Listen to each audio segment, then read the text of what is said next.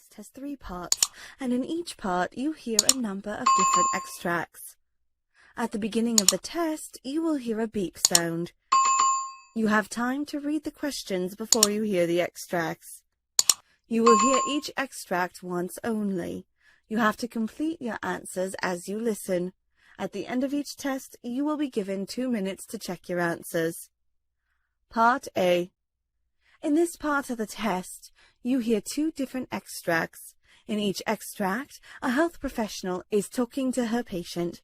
For questions 1 to 24, complete the notes with the information you hear. Now look at the notes for extract 1.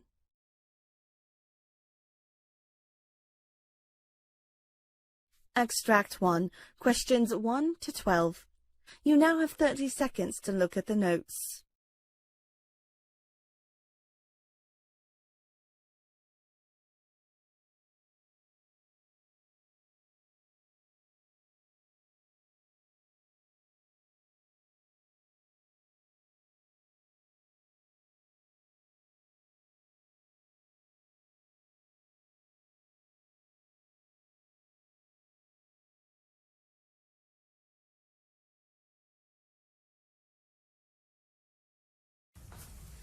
Could you please state your name and your birth date?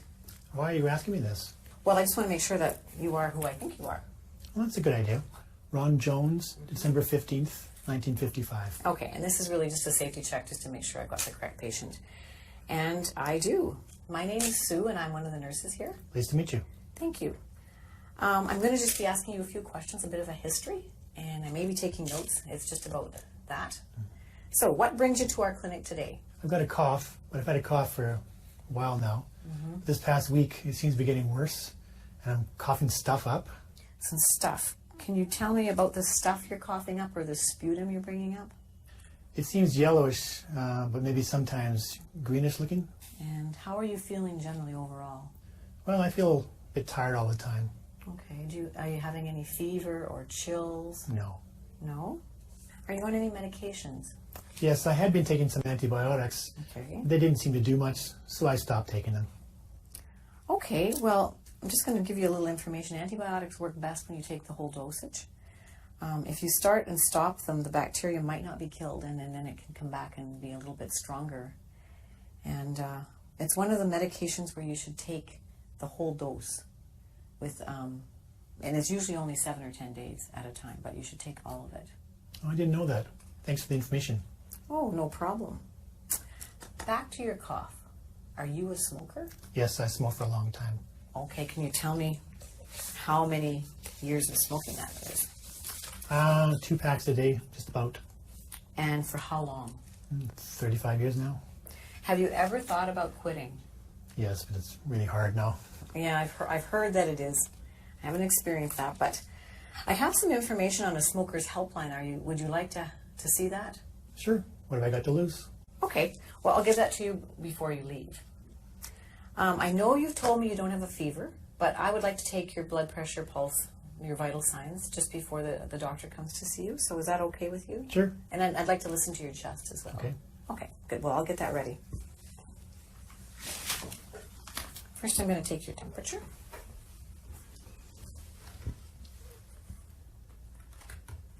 Okay. So just stick this under your tongue. I'll hold it because it's kind of heavy. Shouldn't be beeping in a minute. Great.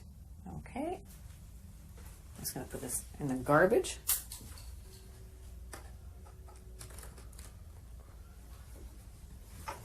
And I'm going to take your blood pressure. Now I need to climb up and grab this. You've had your blood pressure done before? Yes. Okay. So I need your arm. Just going to pull your...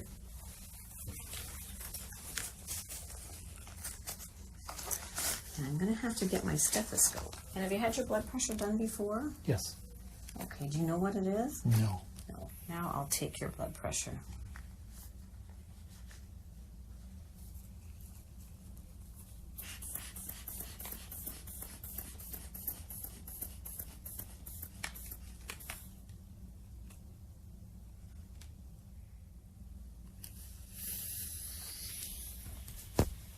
Thank you.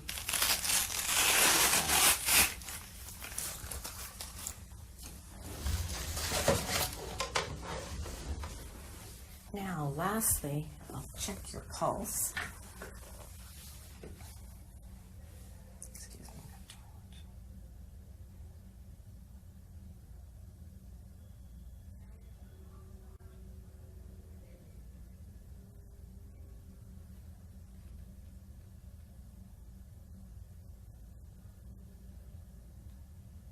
Okay, good. Thanks. Now, your temperature is 37, your pulse is 88, your blood pressure is 150/84, and your respirations were 16. Now I need to listen to your chest sounds. It's the last part. I'll do that. Can you take a deep breath in and breathe out? And again. One more time. And again. Okay, great. I hear wheezing in the lower part of your lungs. Do you feel that when you're breathing? I think so, yeah. Yeah. Okay, so I've got your vital signs and I've listened to your chest with some wheezing. The doctor's going to be coming in next. I'm just going to give her the results of what I've just done, and she'll come and visit with you, and then I'll see you after that. Okay. Okay, Thanks. good. All right.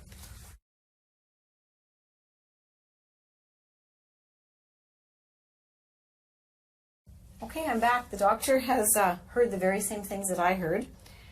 She's told me she's going to give you some inhalers to use at home. Have you ever used an inhaler before? Yes, I have, but they even showed me how to use a spacer. Oh, that's great. The spacer is supposed to help get the drug down deep into your lungs where it can work where it's supposed to. And have you ever had 2 inhalers before? No, why? Well, they're 2 different drugs, and you need to know which one you should take first for the best medication usage for your body. So one of the inhalers opens the tubes in your respiratory lungs a little bit bigger, so it should be taken first. And then when you take the second drug, it goes a little bit deeper. It can go, the passageway is bigger, so it can go down into your lungs better, and it's an anti-inflammatory, so that drug is best to go second to get down to where the inflammation in your lungs is happening, causing you some problems. I had no idea that it would matter which one I took first. Yeah, you know what? Many people don't know that, so that's why I explained it, because if you understand, it makes so much more sense in how you should take them. I learned a lot today, both about antibiotics and now inhalers. Yeah, good. I'm glad I could help with the information and anything. So what's next? Well, I think you can go home with your prescriptions. The doctor wants you to come back in about 10 days and take another course of antibiotics, but the whole dose. And 10 days later from now, you can make an appointment. So you make the appointment today on your way out, and you'll be seen again then. Okay, thanks for everything. I'll see you next week. Oh yeah, can I get that helpline number? Oh, right, I did get it when I was out of the room, so here it is. It's for you, the helpline number, and you give them a call and see what happens. Okay, thanks. Okay, great. Bye. Bye-bye. For questions 13 to 24, complete the following notes with a word or short phrase. You now have 30 seconds to look at the notes.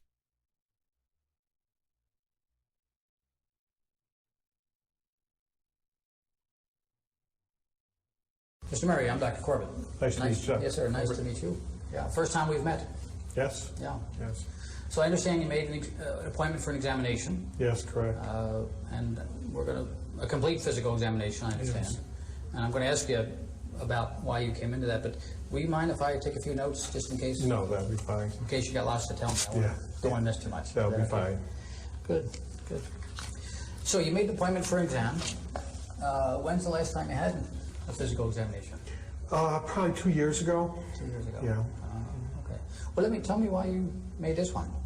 Well, I had these chronic headaches going on that I've had for about 3 months now, and they're just not getting any better, and I want to see if there's something we can do about it.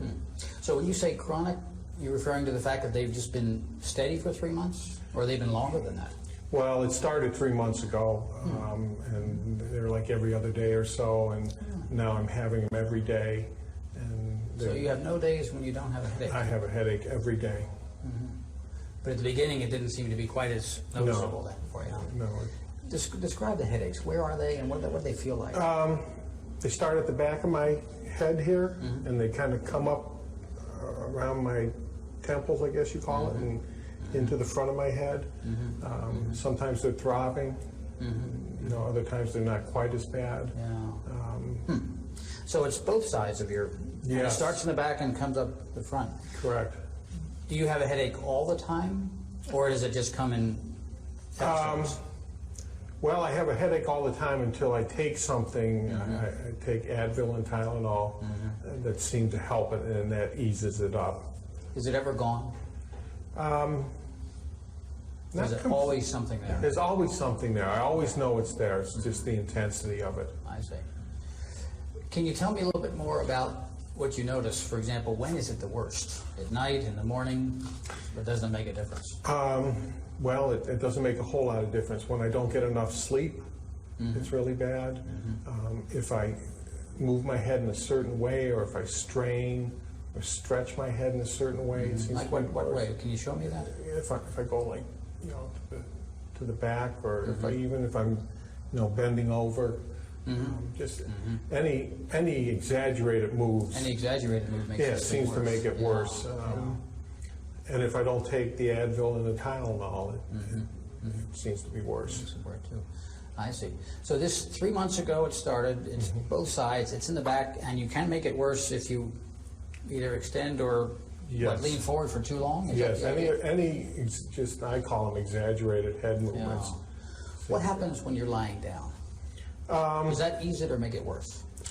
I think that makes it, eases it some, It does. you know, especially if I can get some sleep.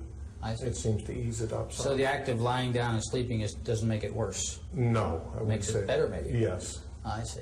I see. Does it change based on if you're eating, for example? No.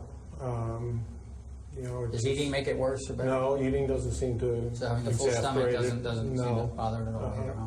How about if you're concentrating, is when you're driving or reading? No, it doesn't make it worse, except when it's really bad, I have a hard time focusing. Okay, yeah, that's helpful. Yeah. Yeah. Does it ever seem to be more one side than the other? No, it always seems to come up and be just, it kind of like meets in the middle. Meets in the middle, huh? Starts in the back, goes around, meets in the middle. Like a tight band. Yep, yep, yep. And the part that's always there is what? In the back or all over? I would say in the back. In the back Yeah. too. It always starts in the back. I got rear-ended in a car accident, and I can remember my neck got jerked, and I had a sore neck for a couple days, and then the headache started shortly after that. So that accident started this thing off. That's when it all So started. you had no headache before this? No, I had That's helpful. no previous headaches. So before. somebody, tell me about that. How fast were you or they going? Well, it wasn't very fast. It was in a parking lot, and I was backing out, and somebody else was backing out the other way, and we met. And I just remember that jerk of my head, Gotcha. and having a stiff, sore neck. So for a couple both days. cars couldn't have been going more than startup. Yeah. Okay. 5 miles an hour or something like that. Did you strike your head when that happened? No. Did you recall? Not that I recall. Yeah. I just remember it kind of being, I guess they call it whiplash. Did you get out of the car right away? Then I sat there for a few minutes, and then I got out of the Did car. you? It startled me. Did you? Yeah. Then you said the headache started after that. How long after the actual accident did the headache start? 3 or 4 days after. So it wasn't right away. There was a Wasn't little right bit of a away, warm up. yeah. There was a kind of an interval in there where you felt Yes. fine. I see. Did you think that you had hurt yourself? I didn't think I really had hurt myself. I didn't, you know, I felt startled and, you know, just kind of shaken, but I didn't feel like I was really injured. It didn't. Okay. I didn't go to the hospital or anything like that. Yeah. Have you? And you said you take some things for it. What actually helps it? What do you? Tylenol and Advil.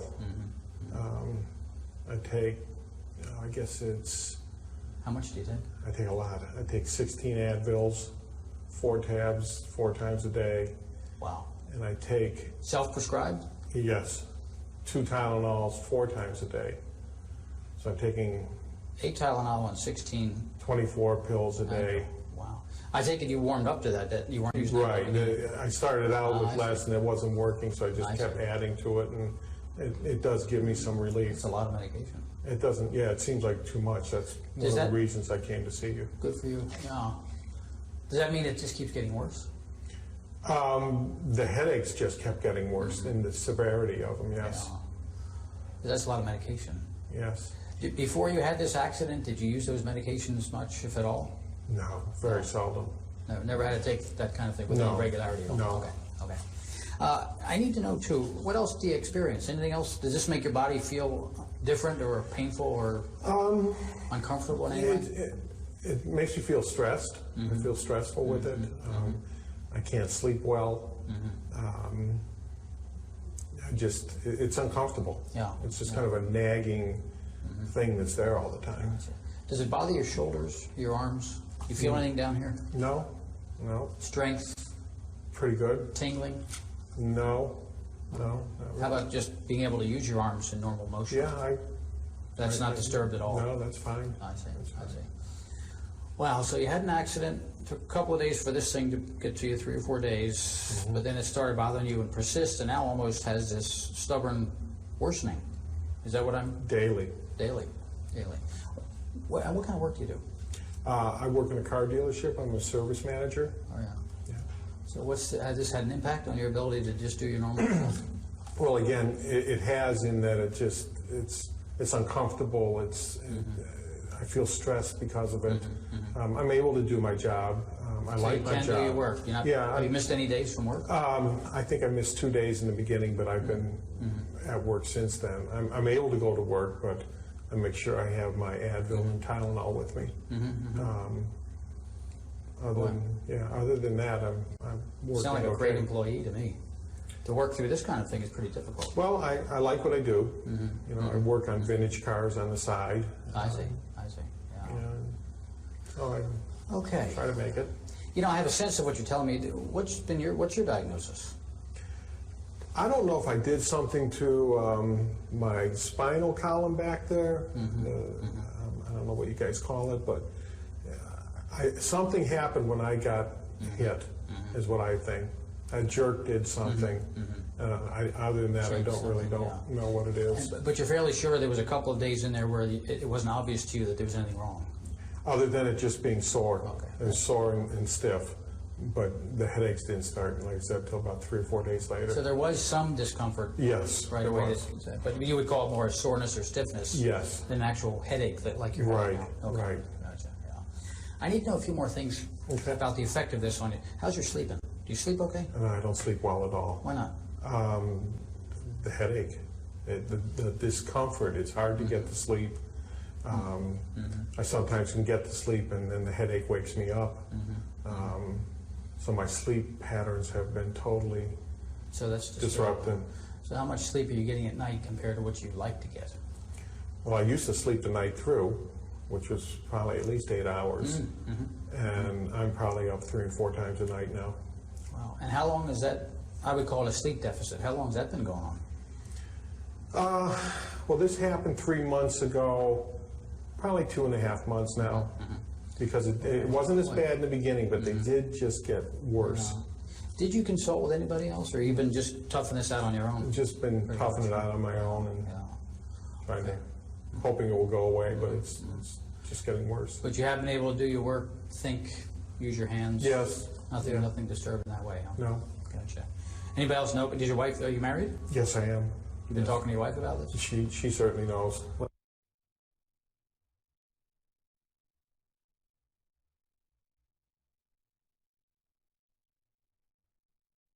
That is the end of Part A.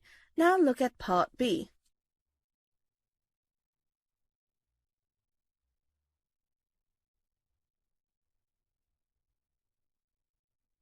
Part B. In this part of the test, you will hear 6 different extracts. In each extract, you'll hear people talking in a different healthcare environment. For questions 25 to 30, choose the answer A, B or C, which fits best according to what you hear.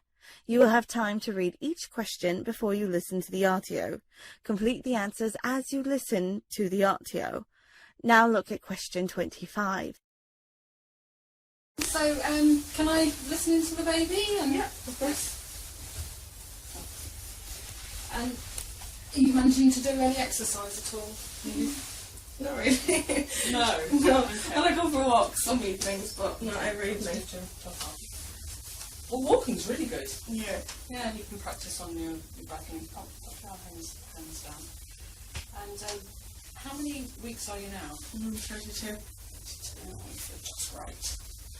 That's really good. So I'm just going to feel round. Tommy, did they do this at the hospital? No. Okay, so I feel the biggest part of the baby is the head. So you start feeling for the head or the bottom. Mm-hmm. The hardest part's in the bottom and the head. Okay. And then with my hands doing this gently, the baby's being moved in the fluid. Yeah. And I can feel, just go soft, sink into the, are you comfortable? Yeah. It's not easy with a camera on you, is it? And I can just feel the back of the baby, which is over on this side. Okay. And then this might, because I'm pressing down, so take a breath in. And as I press down, it might be a little bit uncomfortable. You breathe out, go. Oh, very good. I will do that again. And then breathe out. Okay. So the head's down. That's the bottom then we're feeling here. Okay. This bit here, because the widest part is down there. And there's plenty of space. Yeah.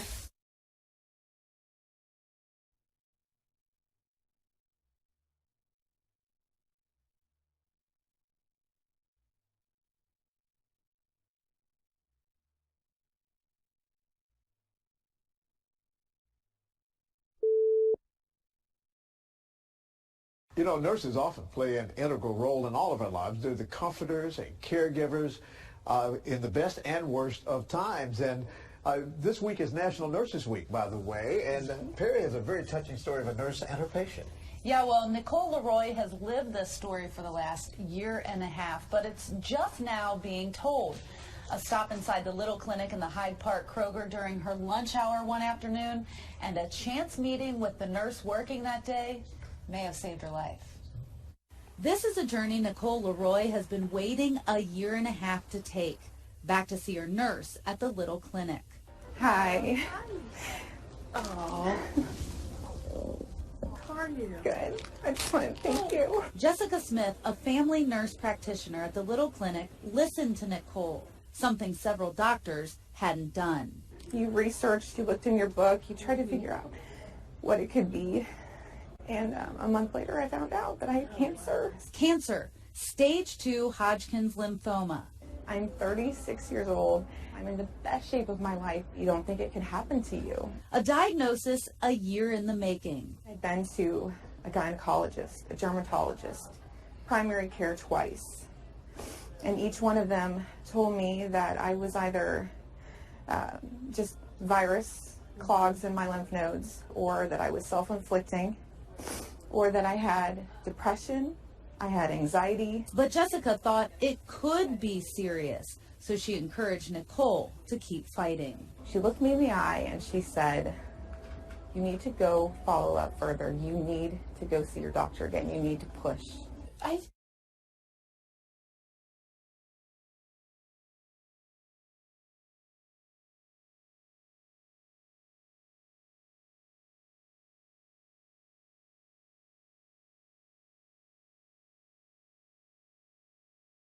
Internal medicine.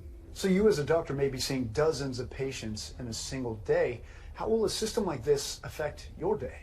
Well, I'm an emergency physician, so I work in an area where there's patients in rooms all around me. They all have questions. I can't tell you the number of times a day I see a patient limp out of a room and they want to know when lunch is coming. If we could get them the answers without them having to come out and search for someone to answer the question, it's a win for everybody.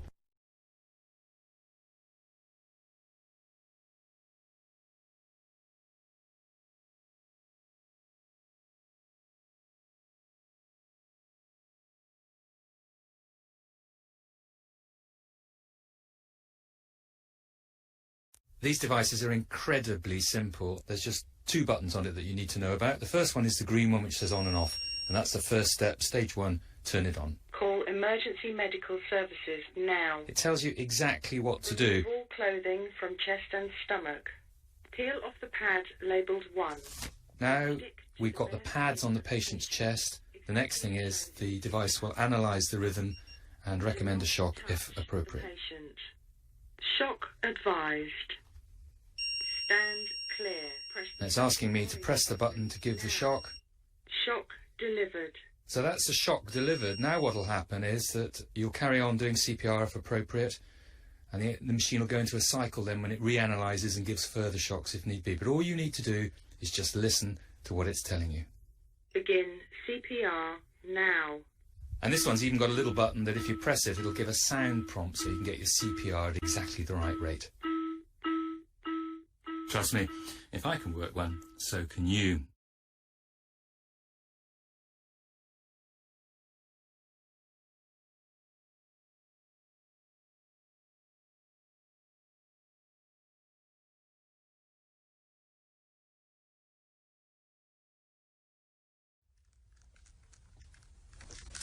Excuse me, I'm a little chilly. Can I have that blanket, please? What? What do you mean? The blanket. I'm a little cold. Did we do surgery on your arms? Excuse me?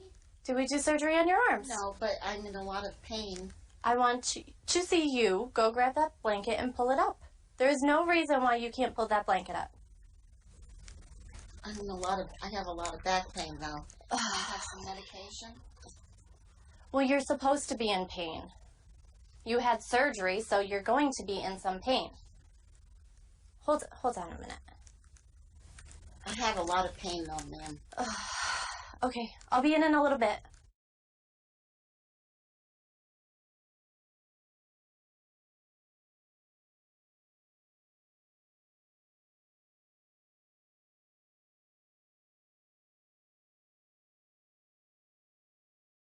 My name's Phil. I'm an instructor, and Holly's a student working with me. We're going to be taking care of you today. Would it be okay if we ask you a few questions? Yeah, that was fine. Okay. I'm just going to verify your first and last name. If you could tell me your first name for me. It's Lori. All right, and last name? Smith. All right, and your birth date? August 1st of 1974. All right, and Lori, what do you prefer to be called? You can just call me Lori. All right, it's nice to meet you. Thank you. Yes, nice to meet you. So Lori was admitted last night with an asthma exacerbation. Okay. During the night you had a couple of breathing treatments, correct? Yes. Okay. You feeling better since the breathing treatment? Yeah. Okay. They also gave her some prednisone as well during the night. Okay. So the plan hopefully is to have you discharged later today if you continue to feel better. Okay. Do you have any questions for us so far? Am I getting any more treatments before I leave? So they have another treatment scheduled in about an hour for you. Okay. If things get worse before then, you can give us a call and we'll certainly be back in and we can reassess the situation then. Okay. Would you mind if we listen to your lungs at all? No, go ahead. That's Okay. fine. How's your breathing right now? It's better than it was. Okay. Any pain at all anywhere? No. Okay. I'm just going to go ahead and take a listen here. You could take some nice deep breaths for me, okay?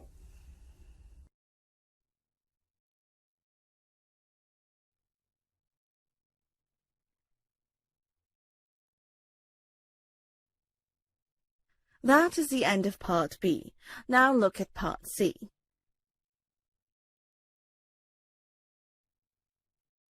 Part C. In this part of the test, you'll hear two different extracts. In each extract, you'll hear health professionals talking about specific aspects of their work.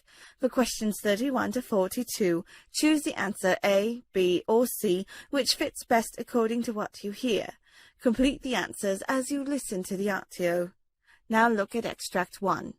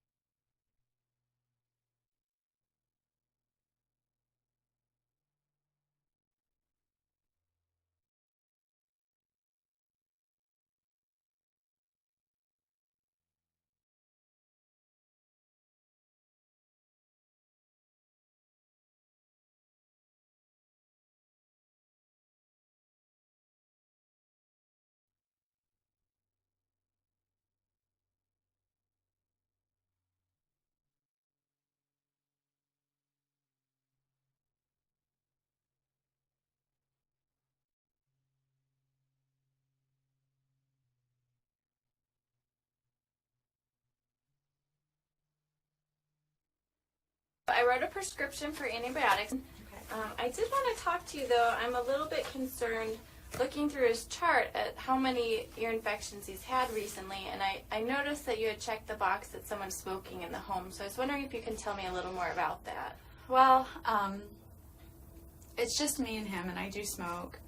I try really hard not to smoke around him, but I've been smoking for 10 years, except when I was pregnant with him.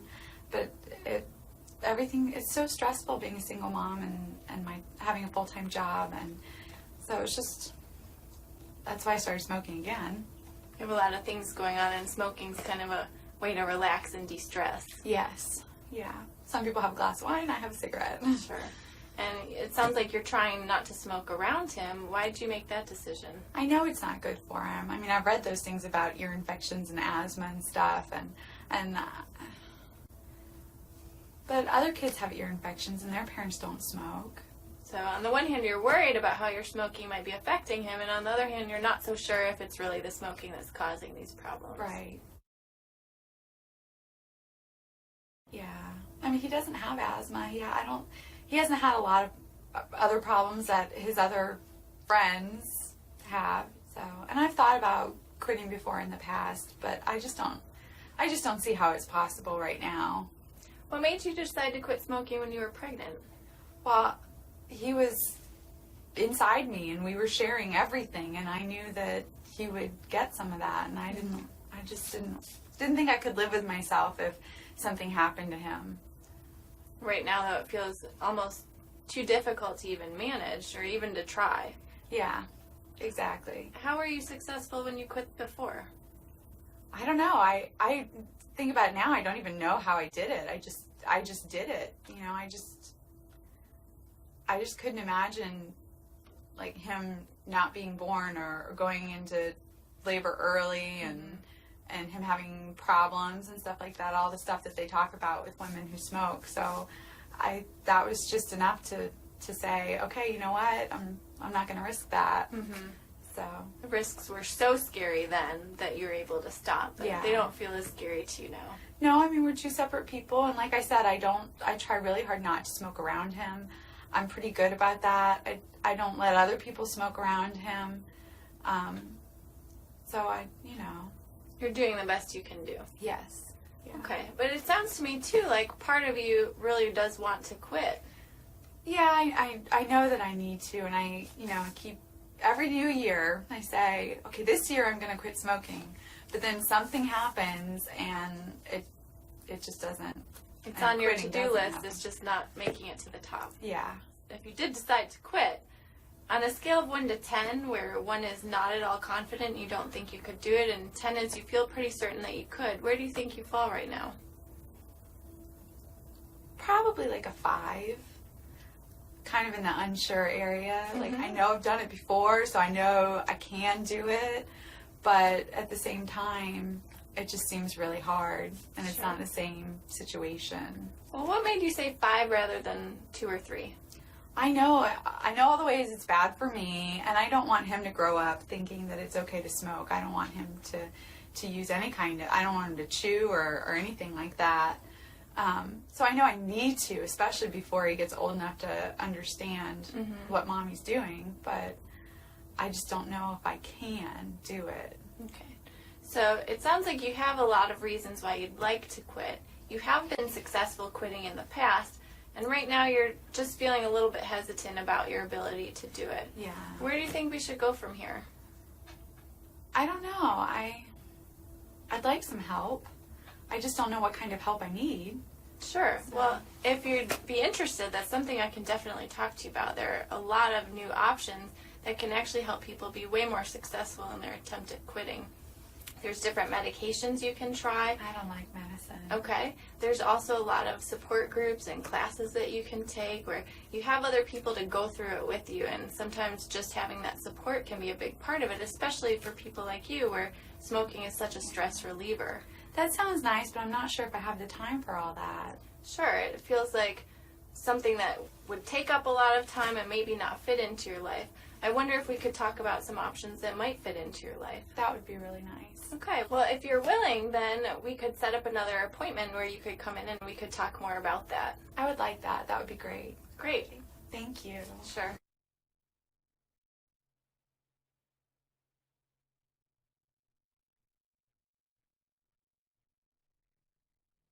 Extract 2. Questions 37 to 42.